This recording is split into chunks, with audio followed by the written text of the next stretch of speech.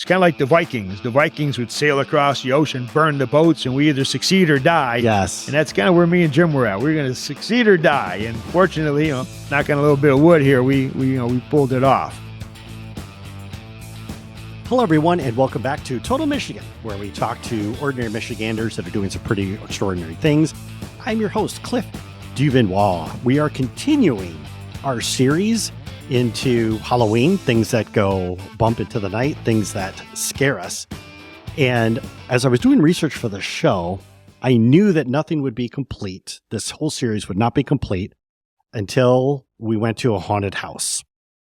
And of course, I had to go to the haunted house in the state of Michigan. And with that being said, I'm at Michigan's largest haunted house, located in Pontiac, Michigan. And today I'm sitting with the co-founder and the co-owner of Erebus Haunted House, and that would be Ed Terebus? Terebus, correct. Excellent. Ed, how are you? I'm doing very good, Cliff. How about yourself? I am doing awesome. Thank you for asking. Why don't you tell us where you're from? Where did you grow up? From Michigan. Grew up in Michigan. Been doing haunted houses for 44 years now. We did them temporary on the east side, which is like Warren and Sterling Heights. Right. We did that for actually 20 years prior to buying this building in Pontiac. And for us to buy this building, I actually sold my house. My brother remortgaged his. And I lived in the building from 1998. We opened the attraction in 2000. And I finally bought another house in 2013. So let's take a step back here real quick, because I do want to explore this, because your journey is really fascinating. So as you're growing up, you and your brother Jim, did you spend like a lot of time in haunted houses? You just liked it? Well, I want to know where this fascination with haunted houses came from. Believe it or not, it's all Jim's fault. Oh, we'll blame Jim. He's not here, so we'll blame Jim. Sure, in high school, I was into sculpting. I've been sculpted some monster heads and that kind of stuff. But Jim, his boss made him join the JCs. As a JC member, you're supposed to recruit other people to come and join the group. So his boss made Jim, join. And at that point in time, they were doing haunted houses. So Jim kind of felt right at home, got in, he goes, man, this is great. They're going, calm down, Jim. Just do what we tell you to do. He's ready to take off and do everything, That JC chapter ended up going under. Okay.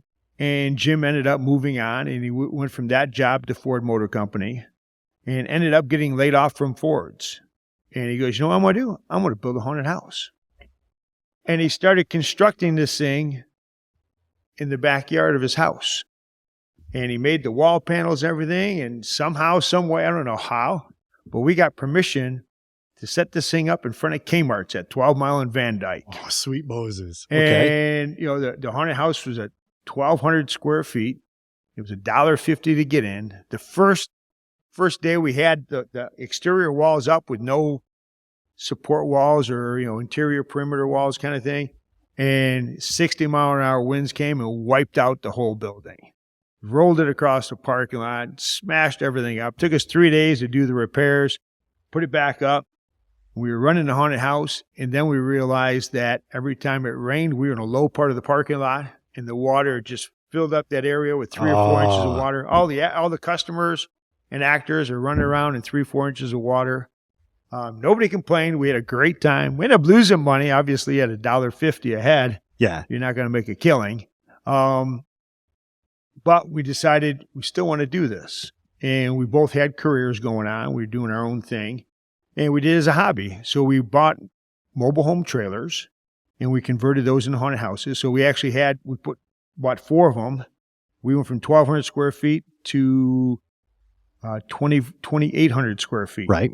And that made 4 trailers. And then the third year, we added a 5th trailer in the middle of the 4. And we made our own castle. So we literally go and move into the parking lot and set up a castle in the parking lot over the weekend. And then we ran it for 16 days in the city of Warren. We went to Warren, Sterling Heights, Utica. We ran that thing for 20 years out there. So let's take a step back here. So your first place, and I'm talking about the one that flooded. Yeah. Because I'm imagining all these people running around in 2 or 3 inches of water. That's just hilarious. So you've got this you built your first place, and like you said, you lost money on it. Correct. Okay. But afterwards, you and Jim were like, we want to do this again. What was it about the haunted house experience that made you want to do this again? It was a blast. It was a lot of fun. And I'll be honest, it was Jim's baby. It was 100% Jim. It was his thing. And for me to become a partner, I worked my tail off for 7 years, no pay, nothing. I'm in, Jim. I'm in. Come on. After 7 years, he finally broke down and said, okay, I'm going to make you a partner. Nice. But it was a blast. You're always building, you're building something different every time. You're thinking outside the norm. You're looking at things in a different light than normal people would. An example of that would be, one day we had the trailer set up in the parking lot and it rained all day long. Nobody came to the haunted house and we're sitting out there. But if we said we're going to be open till 11, we were open till 11. Yeah. So we sat there in the rain and 11 o'clock came around. And it was time to shut it down. And I go, Jim, what are you doing over there? Come on, let's shut this thing down. Look at this. And there was a big puddle next to the trailers, and half the puddle was under the trailer. The other half was on this side, but we had skirts that came all the way down. Right. And it looked like a castle. But looking at that puddle, it gave the reflection of the side of the building. And it looked like a 20-foot hole. We're going, oh my God, look at that. It's a bottomless pit. And we laughed and we giggled and we thought about it. And then, some time passed. We decided we're going to build a bottomless pit. First thing is it's easy. As part of the haunted house attraction, you're just going inside the haunted house. You're going to build a bottomless pit. Okay. So then we're looking at it, and sure, we'll buy some plastic mirrors so it doesn't get broke. We'll put it on the floor. And sounds easy, right? It just didn't work. Anytime we had any light anywhere, the mirror reflected the light. The light says, hey, there's a mirror on the floor. And it gave the illusion away 100%. And we struggled with that thing. We obsessed over it. Eventually, we figured out if we use phosphorescent paint. The phosphorescent paint allows a light, some kind of illumination to show you the path, right, to reflect onto the mirror and not have a light source. And it just kind of like faded into blackness. And it gave us a bottomless pit. We've had a bottomless pit in the haunted house since 1992 or 93. Right. I mean, it's been there forever, and it's only 3/4 of an inch deep. But the stories that come out of there, and that's half the reason you do is for the stories. I remember one time, this little kid jumped into the hole, and he fear. There was no hole, but he rolled into a dark corner. His dad's on the ledge going, Johnny! And the kid didn't answer. And the father's freaking out. And the kid's just sitting 5 feet away in a dark corner, Just couldn't see him. Man, I will bet you dollars to donuts that would be for me the appeal, is watching the people come out at the end of the attraction with all the stories. And, oh my God, I believe that's real, or that looks so real. You know what? Every night, the actors get together and they talk about the stories, the actions of things that happen, the way people reacted, whether they got somebody to wimp out or even wet themselves. I mean, it's and pretty you're being incredible. Serious about that, by the way. When you say wet themselves, you're talking like people really do that. We keep track of that. We actually have a wimp board. We keep track of the wimps, and we also keep track of the wetters, pukers, and fainters. But 99% of them are wetters. And that's confirmed by management. We'll literally have to shine it with a flash. We're talking full-on wet, not a little tinkle. It's full-on wet. I'm amazed at how many people actually tell us they did it. Like, oh, man. It's like, I wouldn't tell anybody. Yeah, I would keep that one to myself. Yeah, 100%. Yeah, get out here and exit stage left. Okay, so a couple of things I do want to talk about, because first off, the name of this is Erebus. Correct. With an E. But your last name spelled exactly the same, but with a T. In front of Erebus, yeah. So Terebus. Terebus. Yes. So how did you settle on Erebus as a name? We actually, for 20 years, the trailer unit was called the Haunted Gallery. It's like the gallery that came to life. Right. And then when we bought this building, we wanted something unique and something different. We wanted a Madonna kind of thing, just a share, one word. Yes. And then, how can we come up with something like that? And we were in turmoil. So my dad goes, "What are you, nuts? You branded something for 20 years. You're going to change the name now?" And we're thinking about it, Dad, and I was reading a vampire novel. And in the vampire novel, all of a sudden they start talking about this dark area called Erebus. And I'm going, Erebus, what? Spelled the same. Spelled Erebus, just like our last name, but without the T. Now, oh my God, I dropped the book, got a dictionary, looked up the dictionary, Webster's definition. Erebus is the darkness beneath the earth that the dead must pass to reach Hades. Greek mythology, it's the son of chaos and brother of night. I go, oh my God. I got my brother on the phone. I got my dad on the phone. Oh my God. I got it, Jim. I got it, In fact, originally we were Erebus, the haunted edifice. Okay. Edifice just being large building, but that was too much for people. So now it's just Erebus, haunted attraction or haunted house. Man, I'm loving this story more and more. All right. So you were sharing with us before about how you started in this one building that flooded. Yep. And then you moved on from there, and then you had like a series of trailers. Yeah, we went from 4 trailers to 5 trailers. And then we ended up donating that to a church for $1, the 5-trailer unit. Because they wanted their own haunted house. They were running a haunted house, but they were moving from the indoors to outdoors. Ah. And then we ended up, got a hold of some trailers that were 14, those were 12 by 50, 55. We got some 14-foot wides by 70-foot long trailers. We had 10 of them. Right. These things were huge. They were commercial grade, which was nice. Commercial grade is better construction quality. I mean, they got plywood floors. The original haunted house had presswood floors. And that presswood, if it got a little wet, it would get soft and it would just give out. Yep. And we had a lot of those floors replaced. And I got some stories about that too. It's pretty crazy.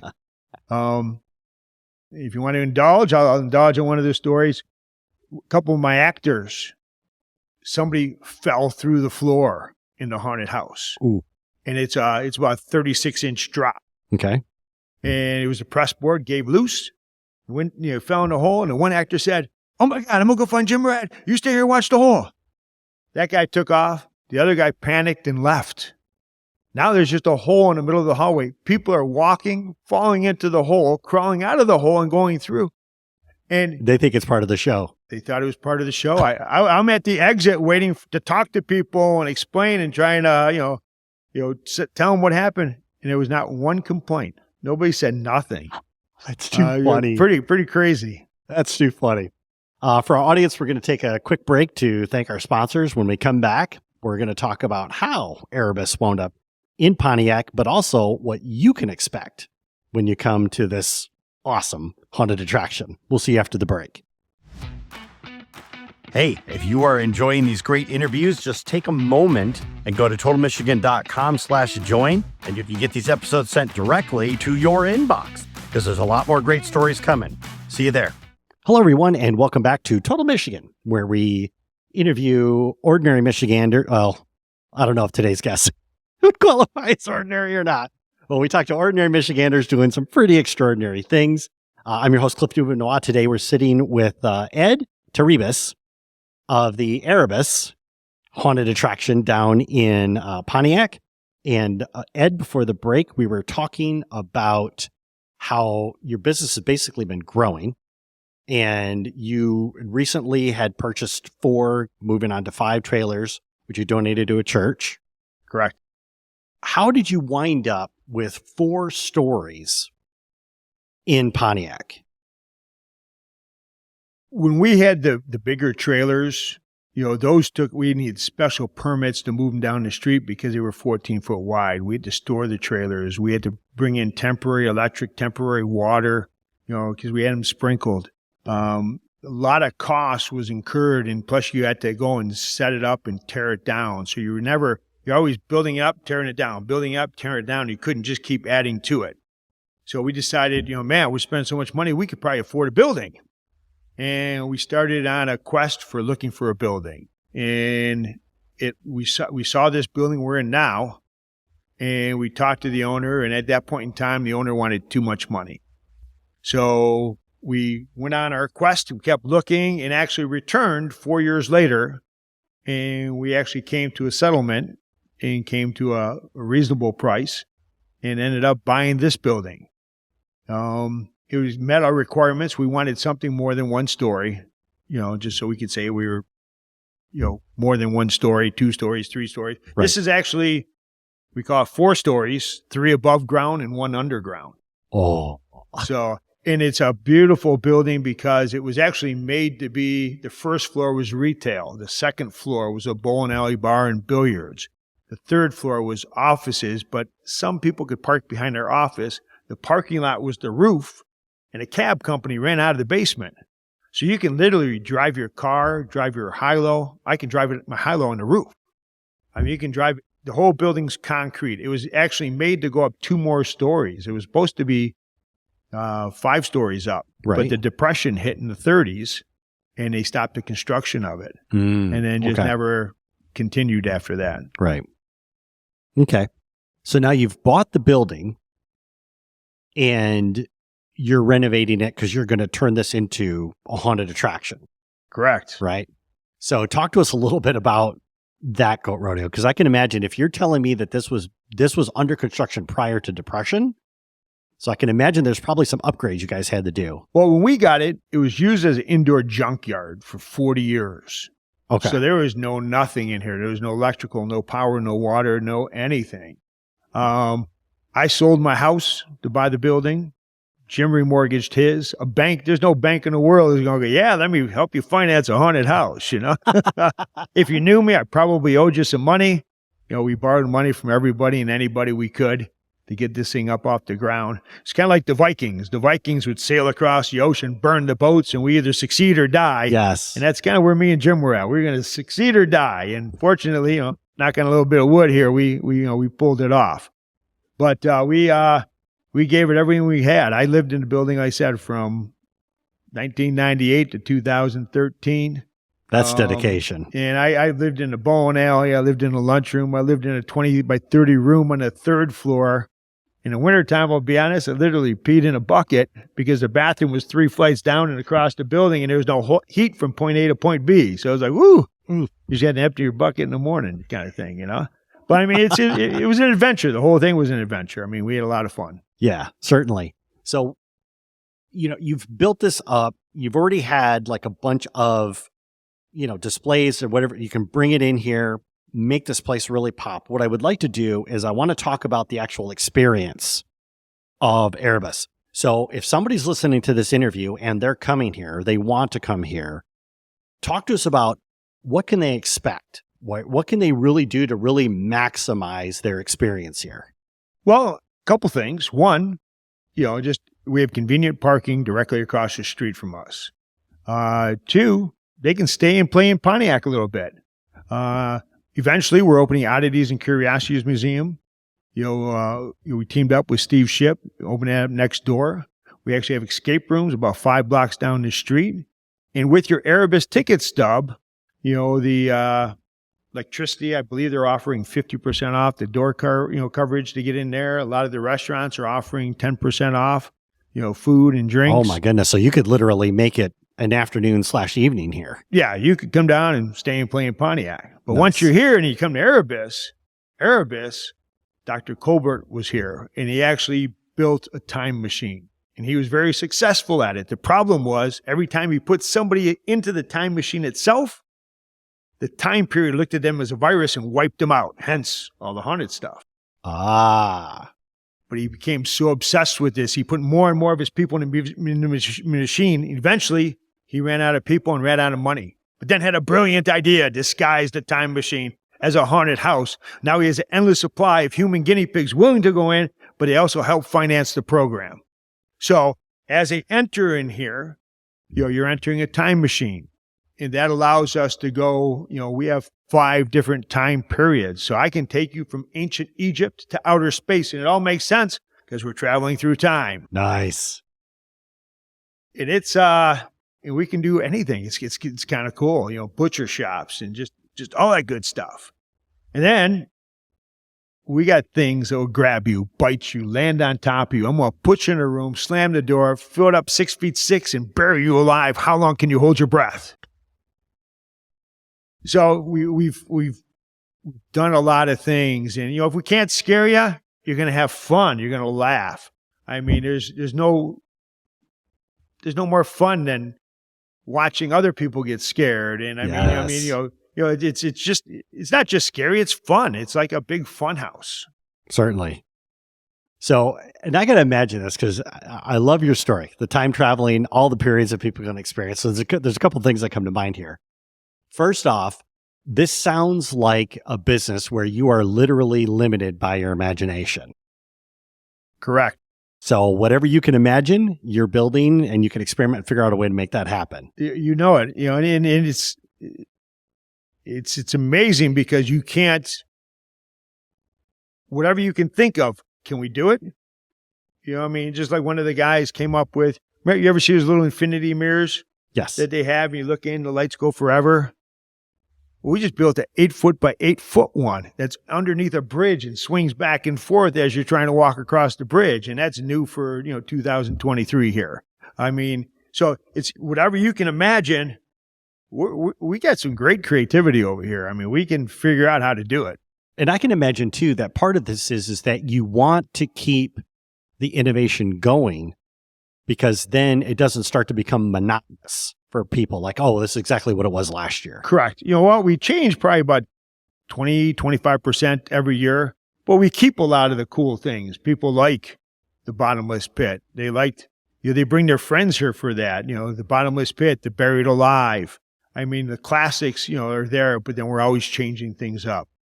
People love the clowns. We have the clown section. We revamped the whole clown section this year, Right.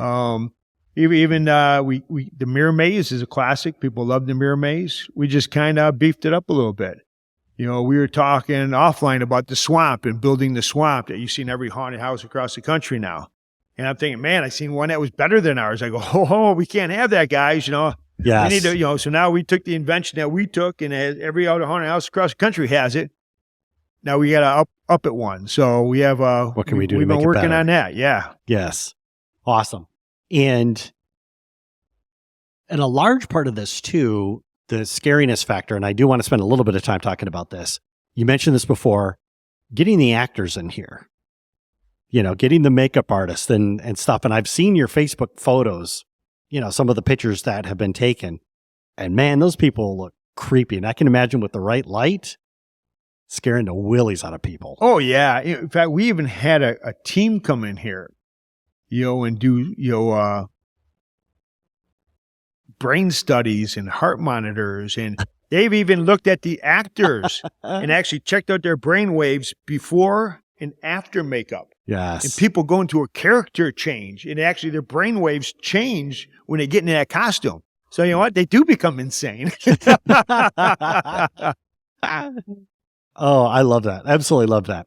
Now, a part of the attraction here, when I was doing some research online, is in addition to, you can get the full Erebus experience, right? You can come in here and get the full thing, but you've also started offering the making of the monster. Correct. So talk to us about that. The making of the monster is a non-scary event. We're just doing it like a matinee on Saturdays and Sundays from 2 to 4 p.m. And that's if, people kind of go trick-or-treating. And then after trick-or-treating, if you're a Halloween lover, you do haunted houses or Halloween parties. But some people don't want to be scared or like being scared. So we removed all the actors. We put in some tour guides. We installed over 40 TV monitors. So now you can kind of look at the monitor. You can see the prop to the right, but then you look up the monitor and it kind of shows the prop in action scaring people. Talks about how we changed things, talked about how we got our name. You can kind of meet the staff that's working here. So it's just kind of it's still a half-mile walk inside the house. The haunted house lights are on, the haunted house sounds are on, but they're kind of turned down a little bit so they're not too intimidating. And, we do leave a couple of the, things on, such as like the crushing walls. You walk through and the walls go, but obviously you just have to dodge the walls when you're walking past them. But Certainly. nothing jumps out and scares you. Nothing, anything like that, we kind of turn that off. And you're thinking that, who would be like the person that would come in and like to see the behind the scenes stuff? People that have very active imaginations, because they're thinking it's too much. And, we've done it. And I'll be honest. I think, I'm looking at the wimp board behind your shoulder there, and we've had 9 people wimp out of Making of the Monster. Which you just started this year. When we just started this year, yeah. And actually, I was 8 adults and 1 little kid. So the adults were the ones that kind of like freaked themselves out. But the rest of everybody I've been talking to, I was going, hey, did you like it? Yeah, we liked it. Now that you've seen the show, would you be willing to come back and see it with the actors? And the answer is a solid 80% said yes, and 20% said, nope, I ain't doing it. But no, it's kind of neat because it kind of gets them prepped. So, smaller kids can come check it out, that are kind of leery. It's good for, mom, dad, grandmas. Anybody who doesn't want to be scared or just not sure yet, come and check it out. Because as you're walking through, I may even have guys in there working on a display, and you can ask them questions. And I'm usually in the exit lobby, and you're free to ask me. I'll answer any question you got. That's great. And what I would like to do is, so I got a few more questions here. I would like to circle back on something you said before we turned on all the cameras and stuff. That, because this is a haunted attraction, but this is actually a haunted attraction, i.e. you've had ghost investigators. We've had ghost investigators in here. We've been on My Ghost Story, episode 63.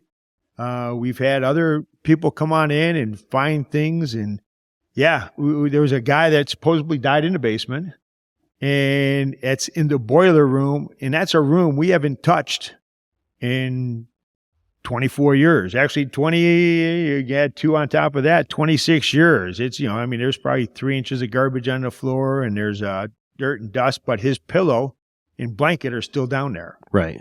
So you'll see that if you check out the episode 63 of My Ghost Story. I have had the ghost hunter guys in here, and they had their iPads with their Kinects on top of it, and they kind of turn you into a stick figure. Yes. We're looking at that, and all of a sudden we're seeing a couple stick figures come from behind the person, and you're looking up, and there's nobody there. One floated away, the other one's petting the girl's hair.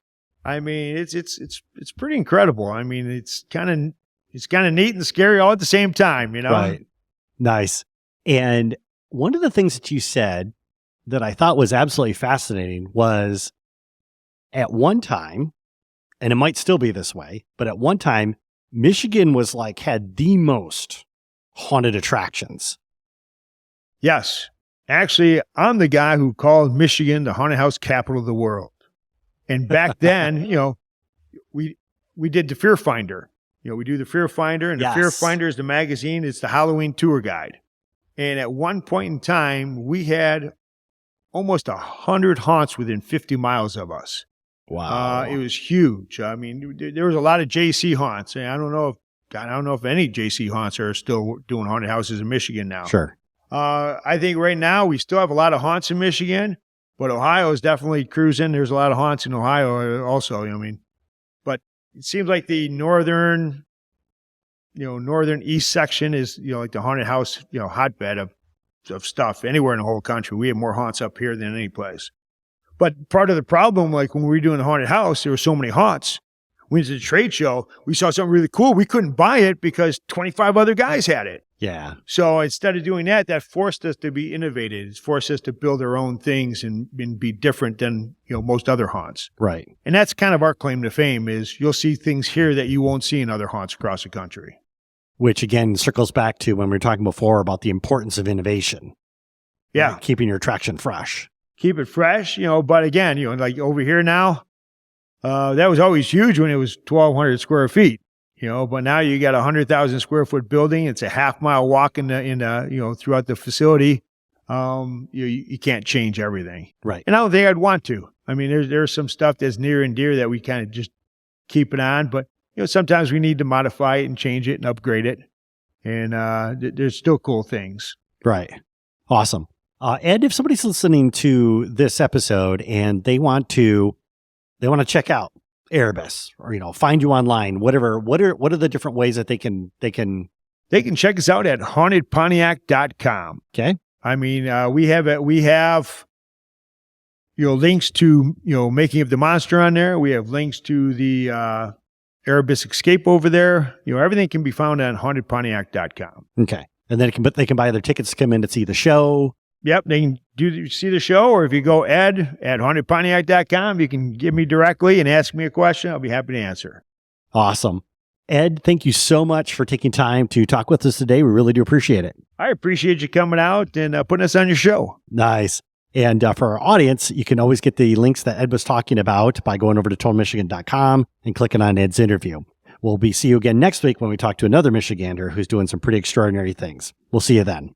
Happy Halloween.